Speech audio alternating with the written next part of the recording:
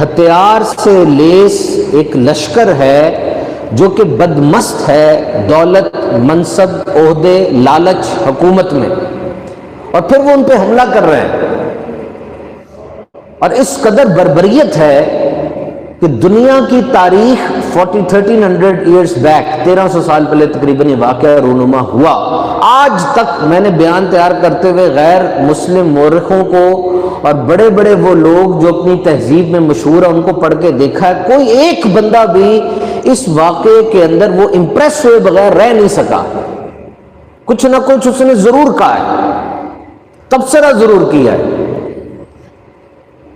اور جب ان پاک ہستیوں کے راہ حق میں آنے والی تکالیف کو، صبر کو آسمان نے دیکھا، خون برس پڑا. 7 دن تک خون برسنے کا سلسلہ جاری رہا، اور بیت المقدس میں جو پتھر بھی اٹھایا جاتا اس سے تازہ خون نکلتا تھا.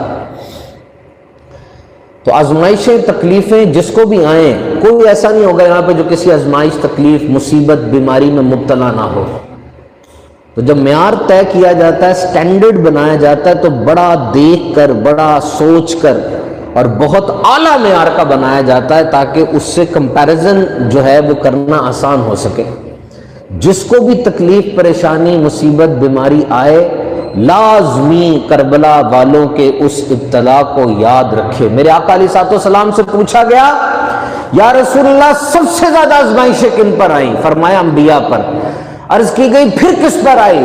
خاتم النبیین نے فرمایا جو بہتر ہیں. فرمایا پھر کن پر آئی؟ پھر کہا جو ان سے بہتر ہے. یعنی درجہ بدرجہ یہ آزمائشیں آتی رہیں. فرمایا ہم تمہیں ضرور آزمائیں گے، کچھ ڈر اور بھوک، جانوں اور پھلوں کی کمی سے، اور اے محبوب خوشخبری سنا دو ان کو جو صبر والے ہیں. تو اہل بیت آپ کا رتبہ بڑا بلند ہے، اور یاد رکھیے یہ ایمان کا انسیپریبل پارٹ ہے کہ we must have a deep love for اہل بیت.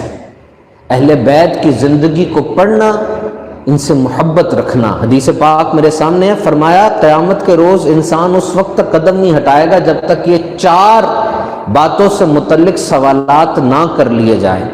نمبر 1 عمر کیسے گزاری، نمبر 2 مال کیسے کمایا، کیسے خرچ کیا، نمبر 3 جسم گھلانے کے مطابق جسم کا کیا استعمال کیا، اور نمبر 4 میرے اہل بیت سے محبت کی یا نہیں کی. دس از سو امپورٹنٹ.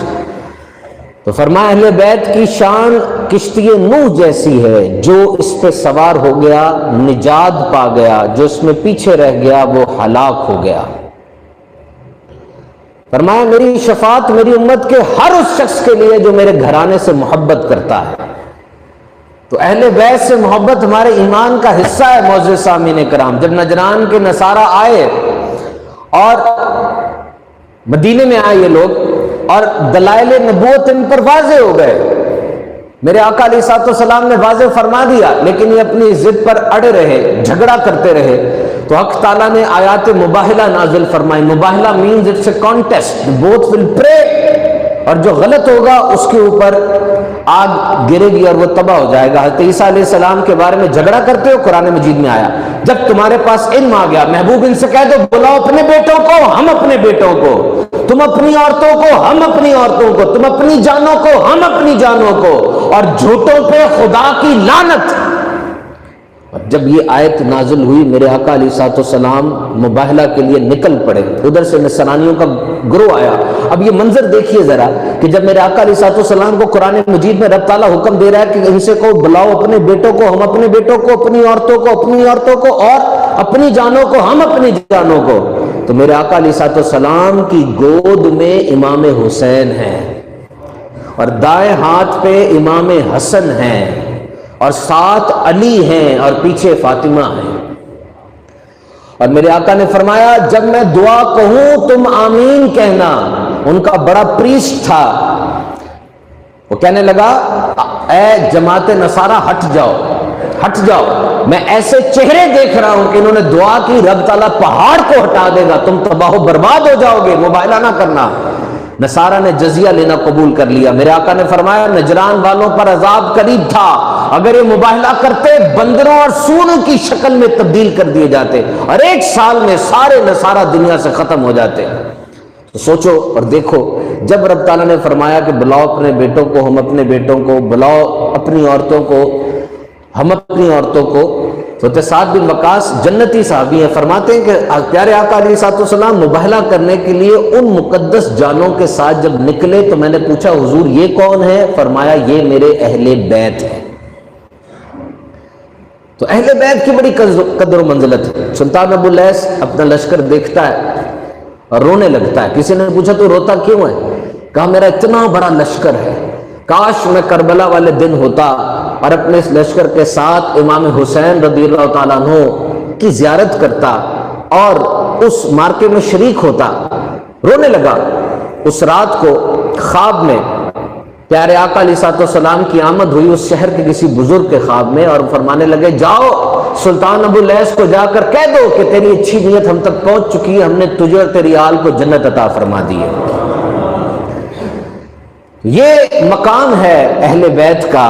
ہجرت کے موقع پر پیارے آقا علیہ الصلوۃ والسلام ایک انصار کو ایک مہاجر کو لیتے اور بھائی بھائی بنا رہے ہیں۔ بڑی ڈراسٹک سچویشن ہے، خود سوچئے اتنے ڈھیر سارے لوگ وہ مدینے سے آ گئے ہیں، نہ ان کے پاس کھانے کے لیے کچھ ہے، چکیاں اور مال و اسباب جانور سب چھوڑ آئے ہیں وہاں پر مدینے میں، مکے میں۔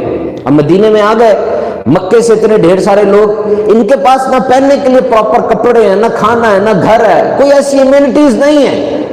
آج دنیا میں بڑے سے بڑا مسئلہ وہ ریفیوجیز کا ہے، مہاجرین کا۔ یو این او کے کمیشن بنے ہوئے ہیں، شام کے مہاجرین نکل کے آ گئے، لبنان سے آ گئے، عراق سے آ گئے، لیبیا سے آ گئے، افغانستان والے پاکستان میں آ گئے۔ ان کی آبادکاری کیسے ہوگی؟ اب وہ آ کے اس ملک کی معیشت پر ایک مسئلہ بن جاتا ہے نا۔